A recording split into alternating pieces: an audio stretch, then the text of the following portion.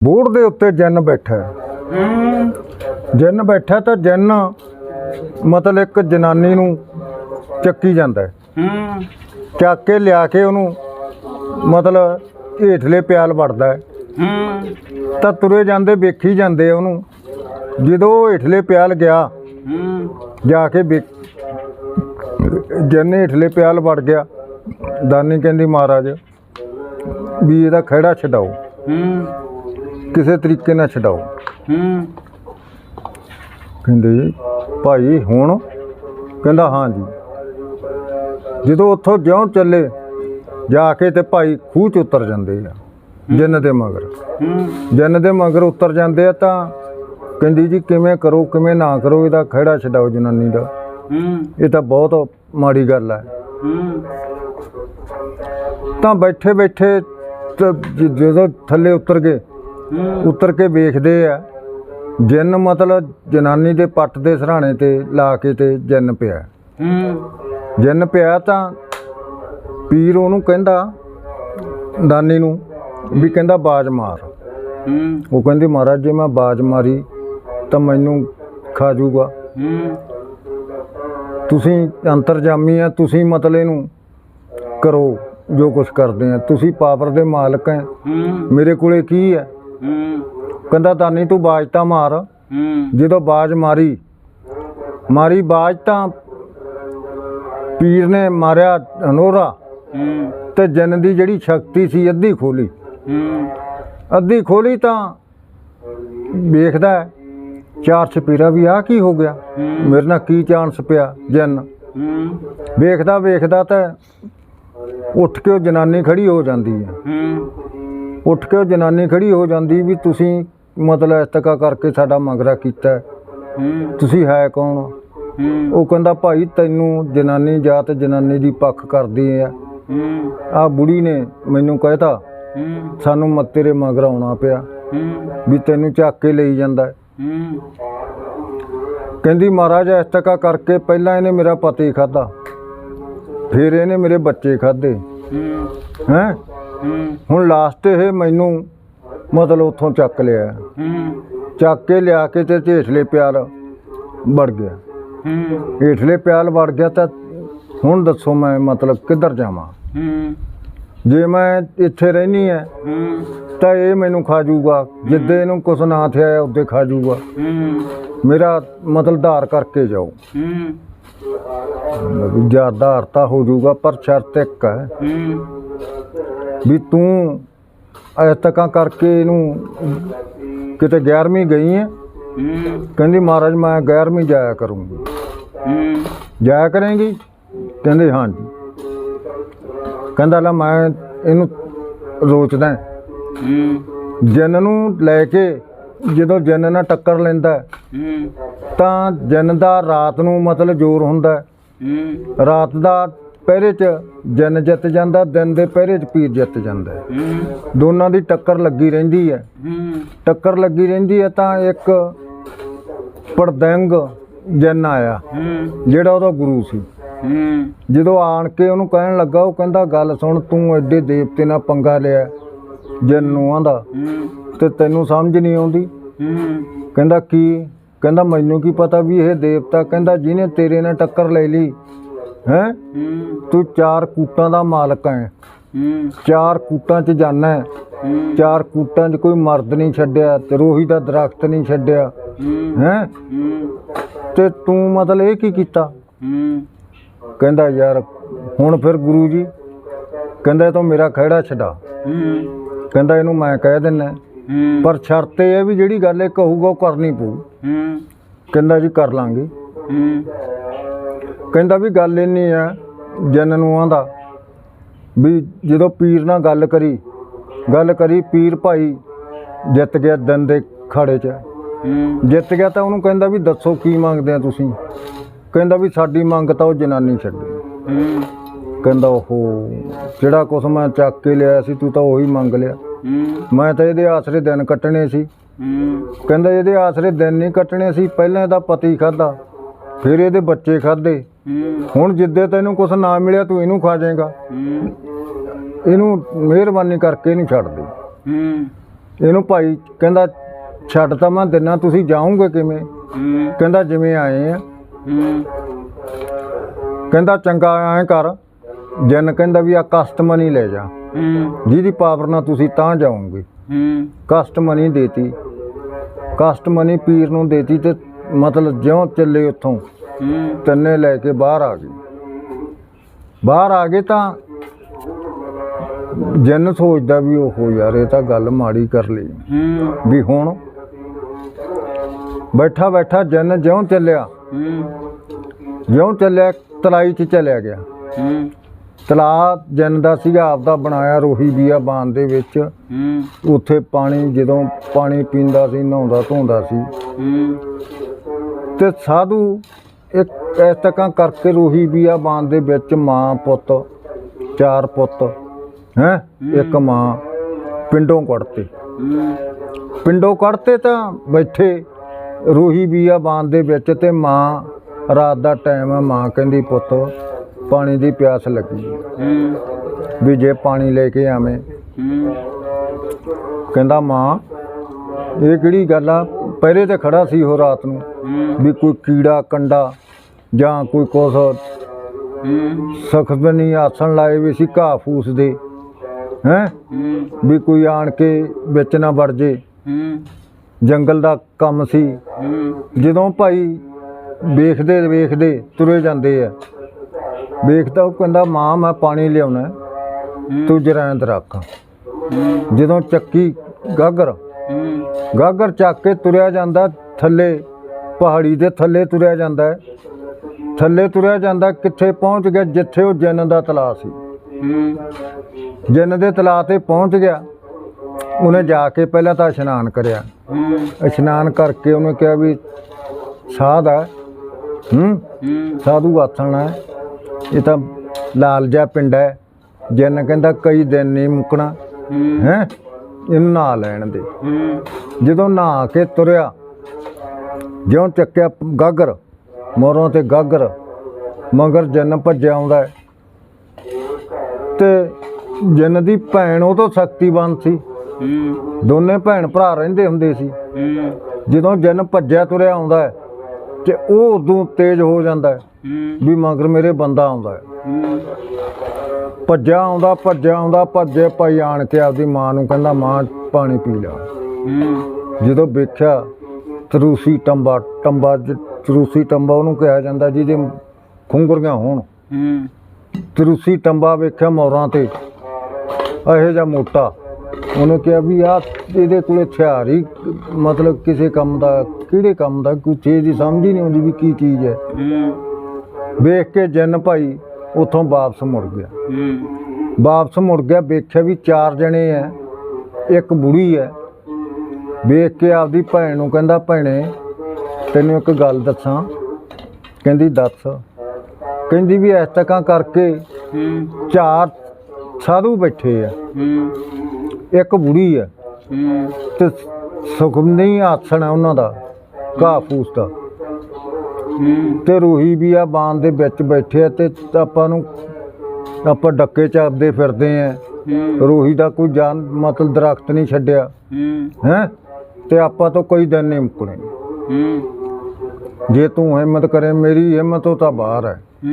ਕਹਿੰਦੀ ਕੀ ਗੱਲ ਤੂੰ ਕਿਤੇ? ਕਹਿੰਦਾ ਉਹਦੇ ਨਾਲ ਤਾਕਤਵਰ ਸੀ ਉਹ ਜਿੰਨਣੀ। ਜਦੋਂ ਉਹ ਉੱਥੋਂ ਜਿਉਂ ਚੱਲੀ, ਜਦੋਂ ਵੇਖ ਕੇ ਕਹਿੰਦੀ ਤੂੰ ਭੈਣੇ ਸੁੱਤੀ ਪਈ ਸੀ ਜਦੋਂ ਆਣ ਕੇ ਨਹਾਉਣ ਲੱਗਾ। ਜੇ ਕਿਤੇ ਤੂੰ ਜਾਗਦੀ ਹੁੰਦੀ ਹੈਂ, ਮੈਂ ਤੈਨੂੰ ਜਗਾਇਆ ਨਹੀਂ ਜਾਣ ਕੇ ਵੀ ਮੈਂ ਹੀ ਪੰਗਾ ਵੇਖਦਾ। ਪਰ ਮੇਰੀ ਤਾਕਤ ਤੋਂ ਵੱਧ ਉਹਨੇ ਮੈਨੂੰ ਰਲਣ ਨਹੀਂ ਦਿੱਤਾ। ਮੈਂ ਬਥੇਰਾ ਭੱਜਿਆ ਉਹਦੇ ਮਗਰ। ਉਹ ਲੈ ਕੇ ਪਾਣੀ ਪਹੁੰਚ ਗਿਆ ਆਪਦੇ ਪਨਾਲ ਦੇ ਵਿੱਚ। ਤੇ ਹੁਣ ਕਹਿੰਦਾ ਭੈਣੇ ਜੇ ਤੂੰ ਜਾਵੇਂ ਤਾਂ ਠੀਕ ਹੈ। ਉਹ ਹੁਣ ਵੇਖਦਾ ਉਧਰੋਂ ਜਦੋਂ ਚੱਲੀ ਉਹ ਨਹੇਰੀ, ਪਹਾੜ ਪੱਥਰ ਮਤਲਬ ਡਿੱਗ ਪੈਣ। ਪਹਾੜੀ ਸੁਰਮੇ ਦਾ ਪੱਥਰ, ਦੂਜਾ ਪੱਥਰ। ਜਦੋਂ ਕਹਿੰਦਾ ਭੈਂਦਣਾ ਕੀ ਹੋ ਗਿਆ? ਜਿੰਨਣੀ ਹੁਣ ਚੜੀ ਵੀ ਭੈਂਦਣਾ ਅਖਬਾਰਾ ਆਇਆ ਵਾ, ਅਖਬਾਰਾ ਆਇਆ ਵਾ ਤਾਂ ਦੇਖ ਕੇ ਉਹ ਹੈਰਾਨ ਵੀ ਭੈਂਦਣਾ ਮਿੰਟਾਂ ਵਿੱਚ ਜੀ ਮੌਸਮ ਖਰਾਬ ਹੋ ਗਿਆ। ਲਾ ਕੇ ਤੇ ਉਹਨੇ ਭਾਈ ਬਥੇਰਾ ਆਸੇ ਪਾਸੇ ਕਰੀ ਜਾਂਦਾ ਇੰਤਜ਼ਾਮ ਕਰੀ ਜਾਂਦਾ। ਤਾਂ ਜਿੰਨਣੀ ਵੇਖ ਕੇ ਜਦੋਂ ਆ ਗਈ ਜਿੰਨਣੀ ਵੇਖ ਕੇ ਉਹਦੀ ਸ਼ਕਲ ਕਹਿੰਦੀ ਆਹਾ ਹੁਣ ਸੀ ਪੀਰ। ਵੇਖ ਕੇ ਉਹਦੀ ਸ਼ਕਲ ਤੇ ਉੱਤੇ ਮੋਹਤ ਹੋ ਜਾਂਦੀ ਆ। ਵੇਖ ਕੇ ਸ਼ਕਲ ਕਹਿੰਦੀ ਓਹੋ ਹੋ ਪੀਰ ਦੀ ਸ਼ਕਤੀ ਹੈ। ਮਤਲਬ ਉਦੋਂ ਫਰੋਲਦੀ ਆ। ਜਦੋਂ ਪੀਰ ਦੀ ਸ਼ਕਤੀ ਵੇਖ ਕੇ ਤਾਂ ਉਹਨੂੰ ਕਹਿੰਦੀ ਵੀ ਗੱਲ ਸੁਣ ਲਾ ਸੱਜਣਾ। ਉਹਦੇ ਤੇ ਮੋਹਤ ਹੋ ਜਾਂਦੀ ਆ, ਮੋਹਤ ਹੋ ਜਾਂਦੀ ਆ। ਉਹ ਕਹਿੰਦੀ ਵੀ ਮੈਂ ਤਾਂ ਤੇਰੀ ਹੋ ਗਈ। ਉਹ ਕਹਿੰਦਾ ਤੂੰ ਜਿਹੜੇ ਕੰਮ ਆਈ ਸੀ ਤੂੰ ਅੱਜ ਨਾ ਸਵੇਰੇ ਖਾ ਜਾਏਗੀ, ਸਾਨੂੰ ਖਾਣ ਆਈ ਸੀ ਹੈਂ। ਐਸੀ ਸੁੰਦਰ ਲੜਕੀ ਦਾ ਰੂਪ ਧਾਰਿਆ ਜਿਹੜਾ ਰਹੇ ਰੱਬ ਦਾ। ਜਦੋਂ ਰੂਪ ਧਾਰ ਕੇ ਖੜ ਗਈ ਤਾਂ ਵੇਖ ਕੇ ਉਹ ਵੀ ਹੈਰਾਨ ਹੋ ਗਿਆ ਵੀ ਭੈਣ ਦੇਣਿਓ ਆ ਤਾਂ ਐਡੀ ਸੁੰਦਰ ਇਹ ਕਿੱਥੋਂ ਆ ਗਈ। ਵੇਖ ਕੇ ਉਹਨੂੰ ਕਹਿੰਦੀ ਵੀ ਓਹੋ ਹੋ ਤੂੰ ਕੌਣ। ਕਹਿੰਦੀ ਵੀ ਮੈਂ ਤਾਂ ਇਸ ਤਰ੍ਹਾਂ ਕਰਕੇ ਮਤਲਬ ਇਸ ਤਾਂ 4 ਭਰਾ ਹੈ ਪਿੰਡੋਂ ਇਸ ਤਰ੍ਹਾਂ ਕਰਕੇ ਸਾਨੂੰ ਕੱਢਤਾ ਸੀ ਜੀ। ਤੇ ਤੂੰ ਇੱਥੇ ਕੀ ਕਰਦਾ ਫਿਰਦਾ, ਤੂੰ ਇੱਥੇ ਕੀ ਕਰਦੀ ਫਿਰਦੀ ਹੈ। ਕਹਿੰਦੀ ਵੀ ਮੈਂ ਤਾਂ ਇਸ ਤਰ੍ਹਾਂ ਕਰਕੇ ਰੋਹੀ ਦੇ ਵਿੱਚ ਆਪਦਾ ਸ਼ਿਕਾਰ ਭਾਲਦੀ ਫਿਰਦੀ ਸੀ। ਹੈ ਮੈਂ ਜਨਜਾਤੀ ਤੇ ਮੈਂ ਤਾਂ ਤੇਰੇ ਨਾਲ ਸ਼ਾਦੀ ਕਰਾਉਣੀ ਹੈ। ਉਹ ਕਹਿੰਦਾ ਬਿਲਕੁਲ ਨਹੀਂ, ਜਮਾ ਨਹੀਂ, ਇਹ ਕੰਮ ਨਹੀਂ ਹੋਣਾ ਗਾ। ਉਹ ਕਹਿੰਦਾ ਵੀ ਕਿਉਂ। ਕਹਿੰਦਾ ਮੇਰੀ ਮਾਂ ਨੂੰ ਪੁੱਛਣਾ ਪਊਗਾ, ਮੇਰੀ ਮਾਂ ਜੇ ਸੁੱਤੀ ਪਈ ਹੈ ਫੇਰ ਗੱਲ ਕਰੂੰਗਾ। ਜੇ ਮੇਰੀ ਮਾਂ ਨੇ ਕਿਹਾ ਤਾਂ ਫੇਰ ਸ਼ਾਦੀ ਹੋਊ, ਜੇ ਨਾ ਕਿਹਾ ਫੇਰ ਨਹੀਂ। ਠੀਕ ਹੈ। ਉਹ ਕਹਿੰਦਾ ਮਾਂ ਜਦੋਂ ਉਹਦੀ ਮਾਂ ਉੱਠੀ ਕਹਿੰਦਾ ਮਾਂ ਇੱਕ ਜਨਜਾਤੀ ਦੀ ਮਤਲਬ ਜਨਾਨੀ ਹੈ। ਕਹਿੰਦੀ ਵੀ ਪੁੱਤ ਜਨਜਾਤੀ ਤੈਨੂੰ ਕਿੱਥੇ ਮਿਲ ਗਈ। ਕਹਿੰਦਾ ਇੱਥੇ ਹੀ ਹੈ, ਤੈਨੂੰ ਮਿਲਾ ਦਿੰਦਾ ਹੈਂ। ਕਹਿੰਦੀ ਵੇ ਪੁੱਤ ਦੂਰ ਰੱਖ ਰਹੀ ਵੇ ਪੁੱਤ ਖਾ ਜੂ ਤੈਨੂੰ ਕਿੱਥੇ, ਤੂੰ ਉਦੋਂ ਪੰਗਾ ਲੈ ਲਿਆ ਕਿੱਥੇ। ਆਪਾਂ ਆਣ ਕੇ ਬਹਿ ਗਏ। ਉਹ ਡਰਦੀ ਬੁੜੀ ਭਾਈ ਉਹਨੂੰ ਨੇੜੇ ਨਹੀਂ ਲੱਗਣ ਦਿੰਦੀ। ਜਦੋਂ ਨੇੜੇ ਨਹੀਂ ਲੱਗਣ ਦਿੰਦੀ ਤੇ ਉਹ ਉਹਦੇ ਨਾਲ ਗੱਲਾਂ ਕਰਦਾ, ਗੱਲਾਂ ਕਰਦਾ ਤੇ ਉਹਨੂੰ ਕਹਿੰਦਾ ਵੀ ਦੱਸ। ਉਹ ਕਹਿੰਦੀ ਵੀ ਮੇਰੀ ਮਾਂ ਨਹੀਂ ਮੰਨਦੀ। ਉਹ ਕਹਿੰਦੀ ਤੇਰੀ ਮਾਂ ਨੂੰ ਮੈਂ ਮਨਾ ਲਾ। ਉਹ ਕਹਿੰਦੀ ਵੀ ਮਨਾ ਲਾ। ਜਦੋਂ ਗਈ ਉਹਨੂੰ ਮਨਾਉਣ ਧਾਰਿਆ ਰੂਪ ਸਾਰੀ ਮਤਲਬ ਸ੍ਰਿਸ਼ਟੀ ਦਾ ਲੈ ਕੇ ਰੂਪ ਤੇ ਹੁਸਨ ਬਾਨੋ ਬਣ ਕੇ ਤੇ ਚਾਹ ਪੇਸ਼ ਹੋਈ। ਕਹਿੰਦੀ ਭਾਈ ਤੂੰ ਕੌਣ ਹੈ। ਕਹਿੰਦੀ ਮੈਂ ਤੇਰੀ ਨੂੰਹ। ਕਹਿੰਦੇ ਨੂੰਹ। ਕਹਿੰਦੀ ਮੇਰੇ ਦਾ ਪੁੱਤ ਦਾ ਕਿਸੇ ਦਾ ਵਿਆਹ ਹੀ ਨਹੀਂ ਹੋਇਆ। ਕਹਿੰਦੀ ਵਿਆਹ ਕਿਉਂ ਨਹੀਂ ਹੋਇਆਗਾ। ਆ ਜਿਹੜਾ ਤੇਰਾ ਪਹਿਰੇ ਤੇ ਮਤਲਬ ਛੱਡਿਆ ਵਾ ਇਹਦੇ ਨਾਲ ਮੇਰੀ ਸ਼ਾਦੀ ਹੋਈ ਵੀ ਆ। ਮਾਰੇ ਟਪਰਾਲੋ। ਕਹਿੰਦਾ ਨਾ ਉਹ ਮੈਨੂੰ ਕਹਿੰਦਾ ਜ਼ਰੂਰ ਸੀ ਪਰ ਤੂੰ ਤਾਂ ਜਨਜਾਤੀ ਆ, ਅਸੀਂ ਤੇਰੇ ਨਾਲ ਸ਼ਾਦੀ ਕਰਾ ਨਹੀਂ ਸਕਦੇ, ਨਾ ਤੂੰ ਸਾਡੇ ਰਹਿ ਸਕਦੀ ਹੈ। ਕਹਿੰਦੀ ਰਹਿਣ ਨੂੰ ਕੀ ਹੈ, ਜਦੋਂ ਮੈਂ ਤੈਨੂੰ ਕਹਿਤਾ ਵੀ ਮੈਂ ਇਹਦੇ ਨਾਲ ਸ਼ਾਦੀ ਕਰਾਉਣੀ ਹੈ ਮੈਂ ਇਹਦੇ ਰਹੂੰਗੀ। ਹੈਂ ਐਸਾ ਸੁੰਦਰ ਮਾਂ ਦਾ ਲਾਡ ਕਿਸੇ ਦਾ ਮੈਂ ਇਹਨੂੰ ਖਾ ਕੇ ਕੀ ਕਰੂੰਗੀ। ਐਡਾ ਸੋਹਣਾ ਜਵਾਨ ਹੈ। ਜਦੋਂ ਭਾਈ ਐਂ ਕਰਦੀ ਉਹਨੇ ਚੱਕ ਕੇ ਤੇ ਬੁੜੀ ਕਹਿੰਦੀ ਭਾਈ ਅਸੀਂ ਤੇਰੇ ਨਾਲ ਸ਼ਾਦੀ ਨਹੀਂ ਕਰਾਉਣੀ। ਬੁੜੀ ਨੂੰ ਭਾਈ ਉਹਨੇ 7 ਦਿਨ ਉੱਥੇ ਹੀ ਰਹੀ। 7 ਦਿਨ ਉੱਥੇ ਰਹੀ ਤੇ ਮਗਰ ਜਿੰਨ ਚੱਲ ਪਿਆ। ਜਿੰਨ ਆਣ ਕੇ ਵੇਂਹਦਾ ਵੀ ਇਹ ਤਾਂ ਭੈਣ ਮਤਲਬ ਹੀਰੋ ਬਣੀ ਬੈਠੀ ਹੈ। ਹੈਂ ਇਹਨਾਂ ਦੀ ਬਣੀ ਬੈਠੀ ਹੈ। ਮੈਂ ਇਹਨੂੰ ਭੇਜਿਆ ਕਿਸ ਕੰਮ ਸੀ। ਹੈਂ ਇਹ ਇਹਨਾਂ ਦੀ ਬਣੀ ਬੈਠੀ ਹੈ। ਉਹਨੇ ਚੱਕ ਕੇ ਨਾ ਤੇ ਜਿੰਨ ਉਹਨੂੰ ਮਤਲਬ ਕੁੱਟਣ ਲੱਗਦਾ ਵੀ ਤੈਨੂੰ ਮੈਂ ਕੀ ਕਹਿ ਕੇ ਭੇਜਿਆ ਸੀ, ਤੂੰ ਤਾਂ ਇਹਨਾਂ ਦੀ ਬਣ ਗਈ। ਜਦੋਂ ਇਹਨਾਂ ਦੀ ਬਣ ਗਈ ਕਿਹਾ ਤਾਂ ਭਾਈ ਜਿੰਨ ਉਹ ਜਿਹੜਾ ਸ਼ਾਦੀ ਕਰਾਉਣੀ ਸੀ ਜਿਹਦੇ ਨਾਲ ਉਹ ਪੈ ਗਿਆ ਜਿੰਨ ਨੂੰ। ਜਿੰਨ ਦੇ ਟੰਬਾ ਮਾਰਿਆ ਜਦੋਂ ਟੰਬਾ ਮਾਰਿਆ ਤਾਂ ਜੈਨ ਨੂੰ ਸਿੱਟ ਲਿਆ। ਸਿੱਟ ਕੇ ਤੇ ਜੈਨ ਭਾਈ ਜਿਉਂ ਚੱਲਿਆ ਤੇ ਭੱਜ ਗਿਆ। ਭੱਜ ਗਿਆ ਤੇ ਉਹਨੂੰ ਕਹਿੰਦਾ ਵੀ ਗੱਲ ਸੁਣ, ਇਹ ਕੌਣ ਸੀ? ਕਹਿੰਦੀ ਮੇਰਾ ਭਰਾ ਸੀ। ਉਹ ਕਹਿੰਦੀ ਵੀ ਚਾਹੇ ਕੁੱਟ ਚਾਹੇ ਮਾਰ, ਉਹਨੂੰ ਪਤਾ ਲੱਗ ਗਿਆ ਵੀ ਸ਼ਕਤੀਵਾਨ ਹੈਗਾ, ਪੀਰ ਦੀ ਛਾਟ ਆ ਇਹਦੇ ਤੇ ਮੈਨੂੰ ਇਹਨੇ ਜੇ ਬਰੂ ਤਾਂ ਇਹ ਬਰੂਗਾ। ਉਹਨੂੰ ਭਾਈ ਵਰ ਲਿਆ। ਜਦੋਂ ਵਰ ਲਿਆ ਰਹਿਣ ਸਹਿਣ ਲੱਗ ਗਏ। ਉੱਥੋਂ ਇੱਕ ਦਿਨ ਐਸਾ ਹੋਇਆ, ਰਾਜੇ ਦੀ ਲੜਕੀ ਦੀ ਸ਼ਾਦੀ ਹੈ। ਰਾਜੇ ਦੀ ਲੜਕੀ ਦੀ ਸ਼ਾਦੀ ਹੈ ਤਾਂ ਜਿਹੜੇ 3 ਦੂਜੇ ਆ ਉਹ ਮਤਲਬ ਹੈ ਤਾਕਤਵਰ। ਉਹਦੇ ਵਿੱਚ ਲਿਖਿਆ ਸੀਗਾ ਵੀ ਜਿਹੜਾ ਧਨੁੱਸ਼ ਚੱਕ ਦੂਗਾ ਉਹਨੂੰ ਮਤਲਬ ਮੇਰੀ ਲੜਕੀ ਵਰ ਪਾਊਗੀ। ਹੁਣ ਉਹ ਦੋਨੇ ਜਣੇ ਤਾਂ ਮਤਲਬ ਅੱਡ ਹੈ, ਜਿੰਨ ਤੇ ਜਿੰਨਣੀ ਤੇ ਮਤਲਬ ਵੱਡਾ।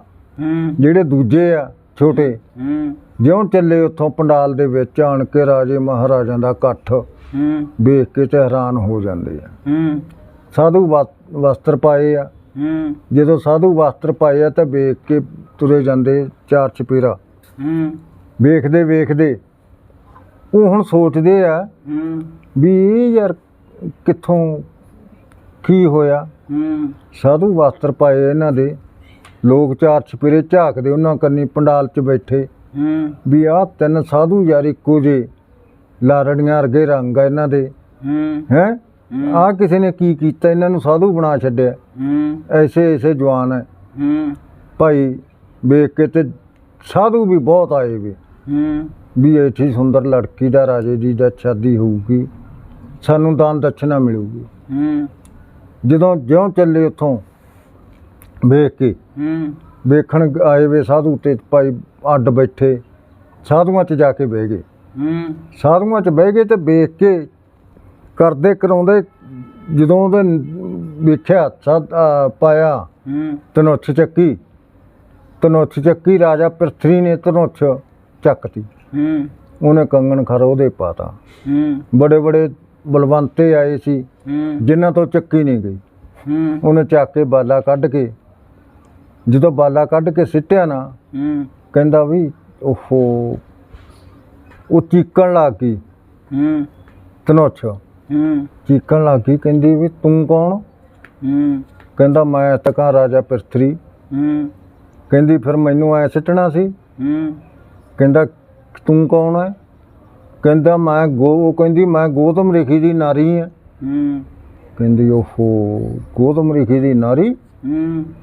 ਕਹਿੰਦਾ ਹਾਂ। ਕਹਿੰਦੀ ਫਿਰ ਤੈਨੂੰ ਕਿਵੇਂ, ਤੂੰ ਇੱਥੇ ਕਿਵੇਂ? ਕਹਿੰਦੀ ਕੀ ਸੁਣਦਾ ਤੂੰ ਮੇਰੀ ਦੁੱਖ ਭਰੀ ਕਹਾਣੀ? ਮੈਂ ਤਾਂ ਆਖਿਆ ਵੀ ਤੂੰ ਮੈਨੂੰ ਅੱਜ ਸਾਰੀ ਸੰਸਾਰ ਤੇ ਵੰਡ ਦੇਂਗਾ, ਮੇਰਾ ਆਧਾਰ ਕਰ ਦੇਂਗਾ, ਪਰ ਤੂੰ ਤਾਂ ਗੱਲ ਹੀ ਨਹੀਂ ਸੁਣੀ, ਚੱਕ ਕੇ ਮੈਨੂੰ ਥੱਲੇ ਮਾਰਿਆ। ਉਹ ਕਹਿੰਦਾ ਜੇ ਤੈਨੂੰ ਮੈਂ ਪਹਿਲਾਂ ਚੱਕ ਸਕਦਾ ਤਾਂ ਦੁਬਾਰਾ ਵੀ ਚੱਕ ਲੂੰਗਾ ਤੇ ਚੱਕ ਕੇ ਤੈਨੂੰ ਸਾਰੀ ਸੰਸਾਰ ਤੇ ਵੰਡ ਦੂੰ, ਪਰ ਚੱਕਣਾ ਮੁਖੀ ਤੇ ਪਊ ਮੈਨੂੰ। ਉਹ ਕਹਿੰਦਾ ਮੁਖੀ? ਉਹ ਕਹਿੰਦੀ ਮੁਖੀ ਤੇ ਚੱਕ ਨਹੀਂ, ਪਰ ਕਹਿੰਦੀ ਪਹਿਲਾਂ ਮੈਂ, ਉਹ ਕਹਿੰਦਾ ਮੈਨੂੰ ਵਿਆਖਿਆ ਸੁਣਾ ਆਪਦੀ ਵੀ ਤੇਰੇ ਨਾਲ ਬੀਤਿਆ ਕੀ ਹੈ। ਕਹਿੰਦੀ ਗੌਤਮ ਰਿਸ਼ੀ ਪੰਡਤ ਸੀ, ਲੋਕਾਂ ਦੇ ਮਤਲਬ ਆਇਆ ਬਜੰਤਰੀ ਜੰਤਰੀ ਵਹਿੰਦਾ ਸੀ, ਗਰੀਬ ਘਰੇ ਸੀ। ਮੈਂ ਅਤੀ ਸੁੰਦਰ ਨਾਰੀ ਸੀ ਉਹਦੀ। ਮੈਂ ਅਤੀ ਸੁੰਦਰ ਨਾਰੀ ਸੀ ਤਾਂ ਇੱਕ ਦਿਨ ਕੀ ਹੋਇਆ, ਇੰਦਰ ਮਹਾਰਾਜਾ ਨੇ ਕਹਿੰਦੀ ਪਾਰਾ ਛੱਡਣਾ ਸੀ। ਪਾਰਾ ਛੱਡਣਾ ਸੀਗਾ ਤੇ ਉਹਨੇ ਮਤਲਬ ਚੱਕ ਕੇ ਸਾਡੇ ਘਰੇ ਕੁੱਕੜ ਦੀ ਬਾਂਗ ਬਣ ਕੇ, ਮਤਲਬ ਚੰਦਰਮਾ ਨੇ ਕੁੱਕੜ ਦੀ ਬਾਂਗ ਬਣ ਕੇ ਤੇ ਬਾਂਗ ਦੇਤੀ ਤੇ ਗੌਤਮ ਕੁੱਕੜ ਦੀ ਬਾਂਗ ਨਾਲ ਮਤਲਬ ਜਾਂਦਾ ਹੁੰਦਾ ਸੀ ਨਦੀ 'ਚ। ਜਦੋਂ ਨਦੀ ਤੇ ਜਾ ਵੜਦਾ ਤੇ ਉਹ ਚੁੰਬਾ ਲਾਉਂਦਾ, ਚੁੰਬਾ ਲਾ ਕੇ ਤੇ ਉਹ ਵਾਪਸ ਆ ਜਾਂਦਾ। ਕਹਿੰਦੀ ਫੇਰ, ਕਹਿੰਦੇ ਫੇਰ ਕੀ ਹੋਣਾ ਸੀ? ਜਦੋਂ ਗੌਤਮ ਚੱਕ ਕੇ ਧੋਤੀ ਤੁਰ ਗਿਆ ਤੇ ਕੁੱਕੜ ਨੇ ਬਾਂਗ ਦੇਤੀ ਬੱਚਾ ਚੱਕ ਕੇ ਧੋਤੀ ਤੁਰ ਗਿਆ ਤੇ ਇੰਦਰ ਸਾਡੇ ਘਰੇ ਆ ਗਿਆ। ਇੰਦਰ ਉਤਰਿਆ ਗੋਤਮ ਦਾ ਰੂਪ ਧਾਰ ਕੇ ਤੇ ਮੈਨੂੰ ਮਤਲਬ ਨਿਸ਼ਚਿਤ ਕਰ ਲਿਆ। ਉਹ ਕਹਿੰਦਾ ਐਂ ਨਹੀਂ ਹੋ ਸਕਦਾ। ਕਹਿੰਦੀ ਬਿਲਕੁਲ ਸੱਚੀ ਗੱਲ ਹੈ। ਕਹਿੰਦਾ ਹੋ ਹੀ ਨਹੀਂ ਸਕਦਾ। ਉਹ ਕਹਿੰਦਾ ਚੰਦਰਮਾ ਨੇ ਗੱਲ ਸੁਣ, ਚੰਦ ਤੇ ਸੂਰਜ ਦੀ ਡਿਊਟੀ ਵੀ ਲਾਈ ਸੀ। ਕਿਵੇਂ? ਜਦੋਂ ਚੰਦ ਤੇ ਸੂਰਜ ਦੀ ਮਤਲਬ ਪੁੱਛਿਆ, ਸੂਰਜ ਕਹਿੰਦਾ ਵੀ ਸੂਰਜ ਨੂੰ ਕਹਿੰਦਾ ਵੀ ਮੈਨੂੰ ਸੋਹਣੀ ਜਨਾਨੀ ਦਾ ਮਤਲਬ ਲਿਆ ਕੇ ਦੇ, ਮਤਲਬ ਵੀ ਸੋਹਣੀ ਜਨਾਨੀ ਕਿਹਦੀ ਦੇਸ਼ ਚੋਂ। ਇੰਦਰ ਮਹਾਰਾਜ ਆਂਦਾ। ਸੂਰਜ ਕਹਿੰਦਾ ਮਹਾਰਾਜ ਮੈਂ ਤੁਹਾਨੂੰ ਇੱਕ ਗੱਲ ਦੱਸਾਂ। ਕਹਿੰਦਾ ਵੀ ਮੈਨੂੰ ਤਾਂ ਵੇਖ ਕੇ ਹਰੇਕ ਪੱਲਾ ਕਰ ਲੈਂਦੀ ਹੈ। ਇਹ ਤਾਂ ਤੁਸੀਂ ਚੰਦਰਮਾ ਤੇ ਤਾਰਿਆਂ ਨੂੰ ਕਹੋ, ਇਹ ਵੇਖਦੇ ਆ ਸਾਰੀਆਂ ਦਾ ਮੁੱਖ ਰਾਤ ਨੂੰ।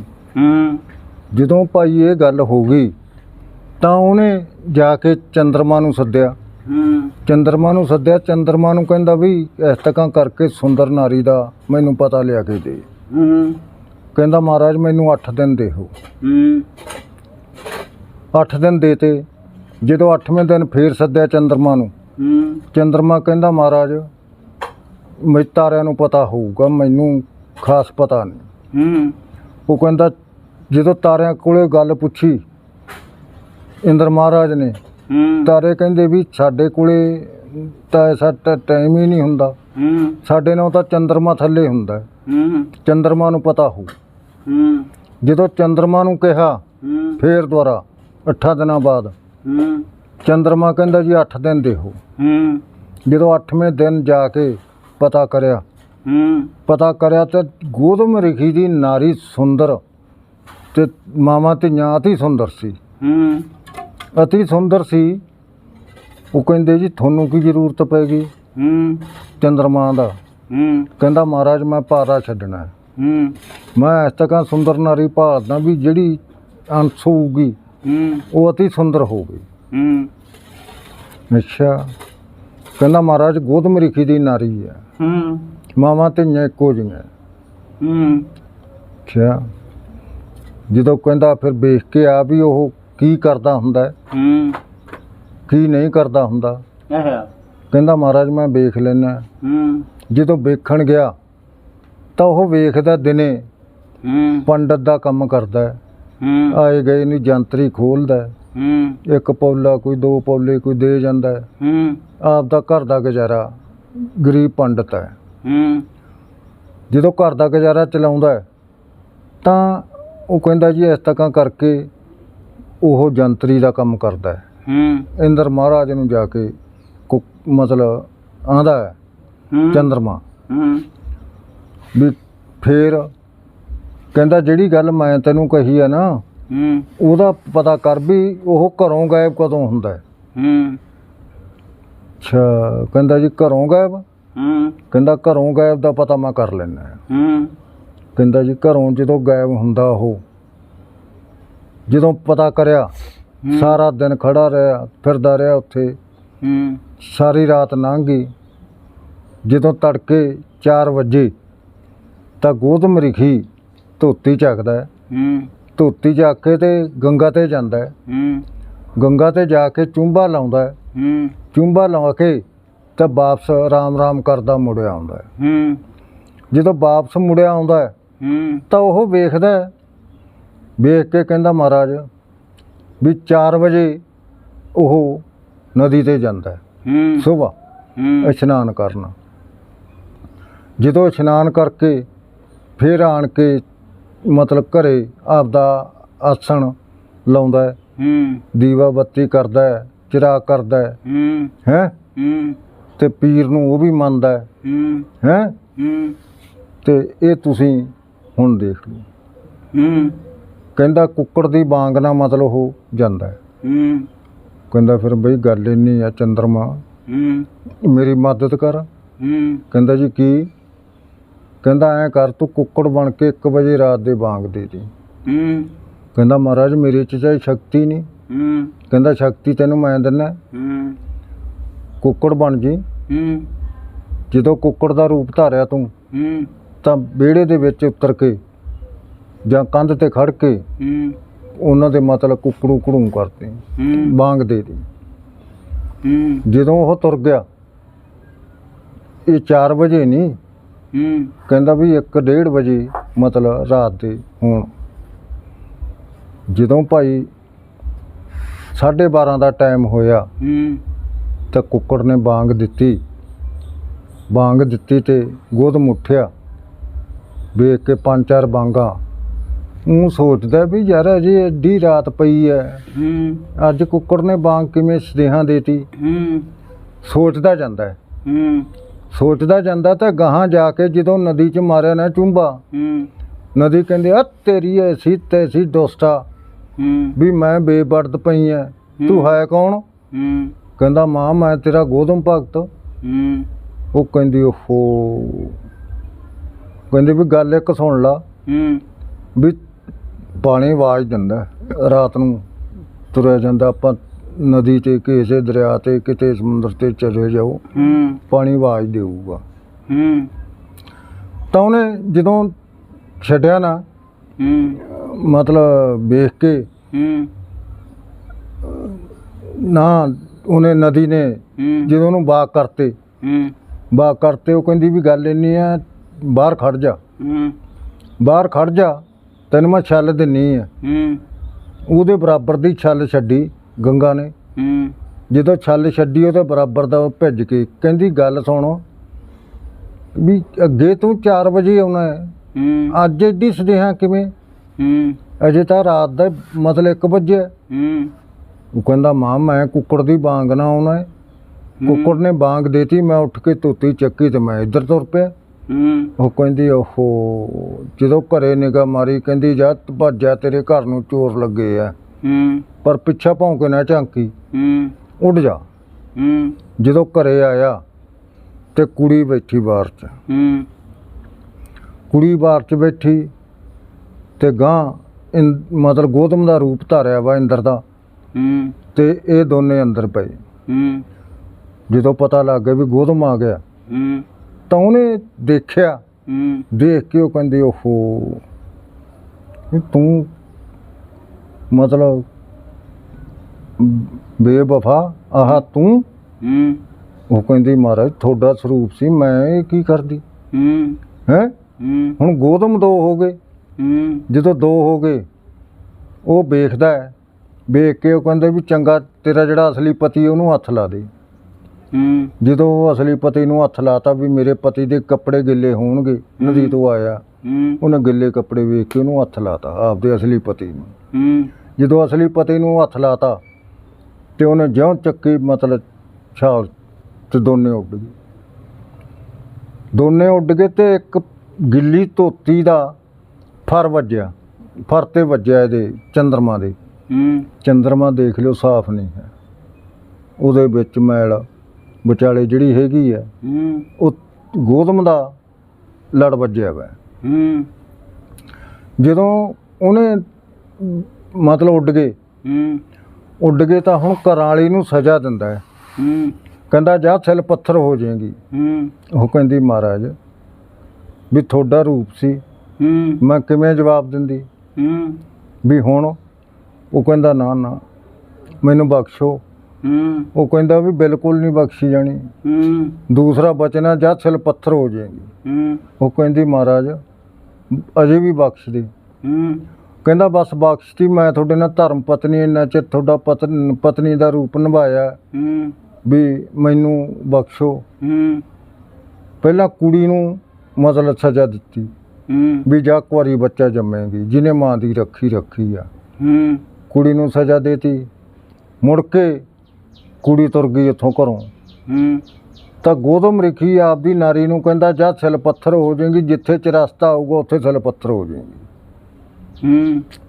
ਜਦੋਂ ਭਾਈ ਸਿਲ ਪੱਥਰ ਦਾ ਦੇਤਾ, ਜਦੋਂ ਚਰਸਤੇ 'ਚ ਆਈ, ਚਰਸਤੇ 'ਚ ਆਣ ਕੇ ਤੇ ਨਾਲ ਦੀ ਨਾਲ ਦੇ ਸਿਲ ਪੱਥਰ ਹੋਊਗੀ। 350 ਮਣ ਦੀ ਗਿੱਟੀ ਬਣ, ਤੈਨੂੰ ਕੋਈ ਚੱਕੂਗਾ ਨਹੀਂ, ਠੇਡੇ ਮਾਰ ਕੇ ਲੋਕ ਲੰਘਿਆ ਕਰਨਗੇ ਤੇਰੇ।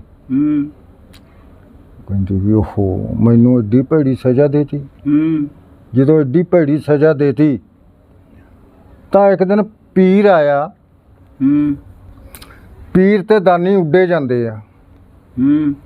ਉੱਡੇ ਜਾਂਦੇ ਉਹ ਕਹਿੰਦਾ ਮਹਾਰਾਜ ਦਾਨੀਆਂ ਦੀ ਕਹਿੰਦੀ ਜੇ ਕਿਤੇ ਇਹਨੂੰ ਮਤਲਬ ਤੁਸੀਂ ਤਾਰੋ। ਕਹਿੰਦਾ ਦਾਨੀ ਇਹਨੇ ਆਪਦੇ ਪਤਨੀ ਨਾਲ ਬੇਵਫਾ ਕਮਾਈ ਆ, ਇਹ ਤਾਰਨ ਦੇ ਯੋਗ ਨਹੀਂ। ਕਹਿੰਦੀ ਨਹੀਂ ਮਹਾਰਾਜ ਇਹਦਾ ਗੁਨਾਹ ਕੋਈ ਨਹੀਂ ਸੀ। ਕਹਿੰਦਾ ਤੈਨੂੰ ਕੀ ਪਤਾ ਹੈ? ਹੈਂ? ਕਹਿੰਦੀ ਮੈਨੂੰ ਤੇਰੇ ਨਾਲ 7 ਜਨਮ ਹੋ ਗਏ ਰਹਿੰਦੇ ਨੂੰ, ਮੈਨੂੰ ਕੀ ਨਹੀਂ ਪਤਾ, ਤੇਰੇ ਬਾਰੇ ਕੀ ਨਹੀਂ ਪਤਾ, ਸ੍ਰਿਸ਼ਟੀ ਬਾਰੇ ਕੀ ਨਹੀਂ ਪਤਾ, ਮੈਨੂੰ 7 ਜਨਮ ਹੋ ਗਏ ਤੇਰੇ ਨਾਲ ਫਿਰਦੀ ਨੂੰ, ਮੈਨੂੰ ਸਾਰਾ ਪਤਾ ਹੈ ਵੀ ਇਹਦਾ ਗੁਨਾਹ ਕੋਈ ਨਹੀਂ। ਕਹਿੰਦਾ ਵੀ ਗੁਨਾਹ ਕਿਵੇਂ? ਕਹਿੰਦੀ ਪਤੀ ਦਾ ਰੂਪ ਧਾਰਿਆ ਸੀ, ਪਤੀ ਦੀ ਇੱਛਾ ਸੀ, ਹੈਂ ਤੇ ਪਤਨੀ ਜਵਾਬ ਕਿਵੇਂ ਦਿੰਦੀ ਹੈ? ਹੈਂ ਜੇ ਜਵਾਬ ਵੀ ਦਿੰਦੀ ਹੈ ਤਾਂ ਕਿਸੇ ਤਰੀਕੇ ਨਾਲ ਦਿੰਦੀ ਹੈ, ਨਹੀਂ ਜਵਾਬ ਨਹੀਂ ਦੇ ਸਕਦੀ। ਕਹਿੰਦਾ ਵੀ ਇਹ ਵੀ ਤੇਰੀ ਗੱਲ ਠੀਕ ਹੈ। ਕਹਿੰਦਾ ਉਹ ਕਹਿੰਦਾ ਵੀ ਗੱਲ ਹੀ ਨਹੀਂ, ਇਹਨੂੰ ਤਾਰੋ, ਕਿਵੇਂ ਕਰੋ ਕਿਵੇਂ ਨਾ ਕਰੋ। ਠੀਕ ਹੈ। ਕਹਿੰਦਾ ਰਾਜਾ ਪਿਰਥੀ ਇਹਨੂੰ ਸਭਾ ਚਲ ਜਾਊਗਾ ਬੱਗੀ ਤੇ, ਬੱਗੀ ਤੇ ਰਾਜਾ ਪਿਰਥੀ ਚੱਕੂਗਾ ਇਹਨੂੰ, ਤੇ ਸਭਾ 'ਚ ਰਾਜਾ ਪਿਰਥੀ ਇਹਨੂੰ ਚੱਕ ਕੇ ਤਾਂ ਇਹਨੂੰ ਸਭਾ 'ਚੋਂ ਮਤ ਲੜਾਊਗਾ। ਜਦੋਂ ਭਾਈ ਸਭਾ 'ਚੋਂ ਚੱਕ ਕੇ ਉਹਨੇ ਸਿੱਟੀ ਤਾਂ ਉਹਨੇ ਕਹਿੰਦੀ ਉਹ ਹੋ ਹਾਏ ਲੱਕ ਟੁੱਟ ਗਿਆ। ਕਹਿੰਦਾ ਭੈਣ ਉਹ ਗਿਟੀ ਬੋਲਦੀ ਹੈ। ਹੈਂ ਗਿਟੀ ਬੋਲਦੀ ਹੈ? ਹਾਂ ਮਹਾਰਾਜ ਗਿਟੀ ਬੋਲਦੀ ਹੈ। ਫਿਰ ਮਤਲਬ ਹਲੂਣ ਹਲੂਣ ਕੇ ਉਹਨੂੰ ਉਹ ਕਹਿੰਦੀ ਹਾਏ। ਕਹਿੰਦਾ ਕੀ ਗੱਲ ਆ? ਕਹਿੰਦੀ ਲੱਕ 'ਚ ਦਰਦ ਹੁੰਦਾ। ਉਹ ਕਹਿੰਦਾ ਭੈਣ ਦੇ ਉਹ ਗਿਟੀ ਦਰਦ ਹੁੰਦਾ ਲੱਕ 'ਚ। ਕਹਿੰਦੀ ਕਿਤੇ ਤੂੰ ਰਾਜਾ ਪਿਰਥੀ ਤਾਂ ਨਹੀਂ? ਕਹਿੰਦਾ ਹਾਂ ਹੈ ਤਾਂ ਮੈਂ ਰਾਜਾ ਪਿਰਥੀ। ਕਹਿੰਦਾ ਫਿਰ ਚੱਕ ਕੇ ਮੈਨੂੰ ਖਮੂਹੀ ਤੇ ਸਾਰੀ ਸੰਸਾਰ 'ਚ ਵੰਡ। ਜਦੋਂ ਫੇਰ ਸਾਰੀ ਸੰਸਾਰ 'ਚ ਉਹ ਵੰਡੀ ਸੀ। ਲਓ